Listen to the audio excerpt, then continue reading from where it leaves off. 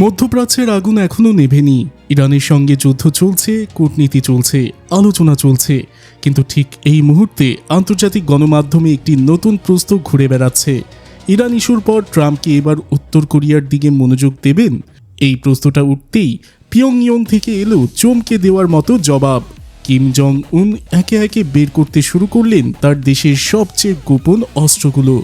বিভিন্ন আন্তর্জাতিক গণমাধ্যমে খবর প্রকাশ হয় যে ইরান যুদ্ধের পর ট্রাম্প হয়তো পরবর্তী লক্ষ্য হিসেবে উত্তর কোরিয়াকে বেছে নিতে পারেন। এই খবর প্রকাশের পরপরই কিম উং জন একটি সংবাদ সম্মেলনে বিষয়টিকে হাস্যকর বলে উড়িয়ে দিলেন, কিন্তু তার মুখের কথা আর পরবর্তী কাজের মধ্যে কোনো মিল ছিল না। সংবাদ সম্মেলনের কয়েক ঘন্টার মধ্যেই উত্তর কোরিয়া তাদের একের পর এক সামরিক সক্ষমতা প্রকাশ্যে নিয়ে আসতে শুরু করলো, যেগুলো সাধারণত কখনো দেখা যায় না। I am a polygon in the grass.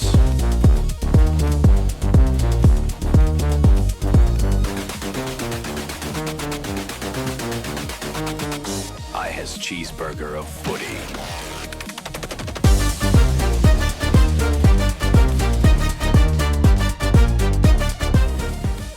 সবচেয়ে বেশি আলোচনা হচ্ছে KN-23 ক্ষেপণাস্ত্র নিয়ে। এটিকে হুয়াসং 11 সিরিজও বলা হয়। এই মিসাইলের বিশেষত্ব হলো এটি চলন্ত ট্রেন থেকে উৎক্ষেপণ করা যায়। ঘন্টায় প্রায় 9000 কিলোমিটার বেগে ছুটতে পারে এই ক্ষেপণাস্ত্র, এবং এটি পারমাণবিক ওয়ারহেড বহন করতে সক্ষম। আরও অবাক করা বিষয় হলো কিম জং উনের ব্যক্তিগত ট্রেনেও এই ধরনের মিসাইল রাখা হয় বলে আন্তর্জাতিক প্রতিবেদনে জানানো হয়েছে। অর্থাৎ কিম যেখানেই যান তার সঙ্গে পারমাণবিক অস্ত্র থাকছেই। শুধু মিসাইল নয়, উত্তর কোরিয়া তাদের উত্তর সীমান্তে মোতায়েন করেছে বিশেষ ধরনের রকেট লঞ্চার। এগুলো বহুনল বিশিষ্ট রকেট লঞ্চার, দেখতে অনেকটা রাশিয়ার BM-30 রকেট লঞ্চারের মতো। এই সিস্টেম অল্প সময়ের মধ্যে বিপুল পরিমাণ রকেট ছুটতে পারে। প্রতিটি রকেট প্রায় 4 মিটার লম্বা এবং ঘন্টায় প্রায় 4200 কিলোমিটার বেগে লক্ষ্যে পৌঁছায়। বিশ্লেষকরা বলছেন এই কারণে উত্তর কোরিয়ার আকাশসীমায় ঢোকার ঝুঁকি কেউ নিতে চায় না। স্থল যুদ্ধের শক্তি দেখাতেও পিছিয়ে নেই পিয়ংইয়ং। উত্তর কোরিয়া তাদের আধুনিক সিওনোমা 2 ট্যাঙ্ক নিয়ে বড় মহড়া চালিয়েছে। সোভিয়েত আমলের ডিজাইনের এই ট্যাঙ্কে যুক্ত হয়েছে আধুনিক প্রযুক্তি। ঘন্টায় 70 কিলোমিটার গতিতে ছুটতে পারে এই ট্যাঙ্ক। এতে আছে 125 মিলিমিটার স্মুথ বোর কামান, যা দিয়ে সাধারণ গোলার পাশাপাশি অ্যান্টি ট্যাঙ্ক মিসাইলও ছোড়া যায়। আরও আছে ভারী মেশিন গান। দীর্ঘ পাল্লার ক্ষেপণাস্ত্র হিসেবে হুয়াসং 17 ও হুয়াসং 18 আলাদা মনোযোগ পাচ্ছে। এই দুটি ক্ষেপণাস্ত্রকে উত্তর কোরিয়ার সবচেয়ে শক্তিশালী অস্ত্র হিসেবে বিবেচনা করা হয়। তাত্ত্বিকভাবে এগুলো যুক্তরাষ্ট্রের মূল ভূখণ্ডে পৌঁছাতে সক্ষম।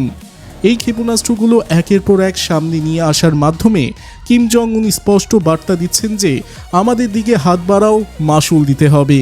সামরিক বিশ্লেষকরা বলছেন এই অস্ত্র প্রদর্শন শুধু প্রযুক্তিগত শক্তি দেখানো নয়, এর পেছনে আছে রাজনৈতিক ও কূটনৈতিক বার্তা। যুক্তরাষ্ট্র, দক্ষিণ কোরিয়া, জাপান সবাইকে বলা হচ্ছে যে উত্তর কোরিয়া যুদ্ধের জন্য প্রস্তুত, এবং যুদ্ধ হলে তার মাশুল হবে অনেক বড়। এই পরিস্থিতিতে স্বাভাবিকভাবেই যুক্তরাষ্ট্র ও তার মিত্ররা নড়ে চড়ে বসেছে। দক্ষিণ কোরিয়া ও জাপান নিজেদের প্রতিরক্ষা প্রস্তুতি আরও জোরদার করেছে। আঞ্চলিক নিরাপত্তা সহযোগিতা বাড়ানো হচ্ছে। উত্তর কোরিয়ার প্রতিটি পদক্ষেপ নিবিড়ভাবে পর্যবেক্ষণ করা হচ্ছে। Really great term conference at 2:30 and we'll discuss together a great relationship, a little bit less than 2 hours. Pretty comprehensive document. We've had which is in I'll be giving a news কিন্তু আসল প্রশ্নটা অন্য জায়গায়। Trump কি সত্যি ইরানের পর উত্তর কোরিয়ার দিকে মনোযোগ দেবেন? ইরানে যুদ্ধ করতে গিয়ে ইতিমধ্যে 6 জন মার্কিন সেনা নিহত হয়েছেন। সেই যুদ্ধ এখনও চলছে। এই অবস্থায় আরেকটি ফ্রন্ট খোলা কতটা বাস্তবসম্মত? কূটনীতিবিদরা বলছেন সমাধানের পথ একটাই, আলোচনার টেবিল। অতীতে ট্রাম্প ও কিম একাধিকবার মুখোমুখি হয়েছেন।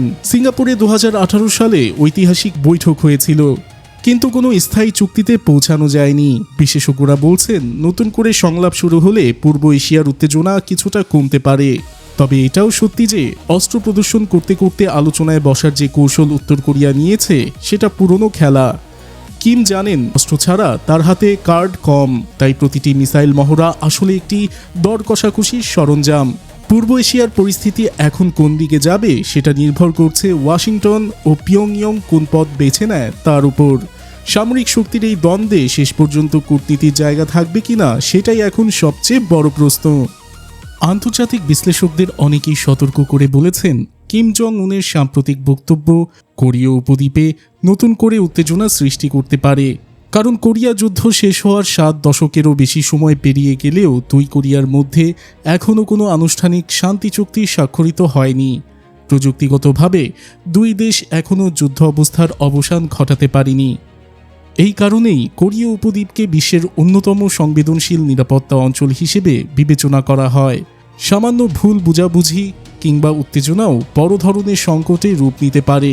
ফলে উত্তর কোরিয়ার প্রতিটি সামরিক ঘোষণা এবং প্রতিটি রাজনৈতিক বার্তা আন্তর্জাতিক মহলে গভীরভাবে পর্যবেক্ষণ করা হয়। কিম জং উনের এই নতুন অবস্থান শুধুমাত্র শক্তি প্রদর্শনের রাজনৈতিক বার্তা নাকি এর পেছনে রয়েছে আরও বড় কোনো কৌশলগত প্রস্তুতি? তবে এতটুকু নিশ্চিত যে পিয়ংইয়ং থেকে আসা এই নতুন বার্তা আন্তর্জাতিক ভূ রাজনীতির অস্থির সমীকরণে আরেকটি গুরুত্বপূর্ণ অধ্যায় যোগ করেছে। আর সেই কারণেই বিশ্বের দৃষ্টি আবারও নিবদ্ধ হচ্ছে কোরীয় উপদ্বীপকে ঘিরে, যেখানে উত্তেজনা, কৌশল, শক্তি এবং অনিশ্চয়তার এক জটিল খেলা অব্যাহত রয়েছে।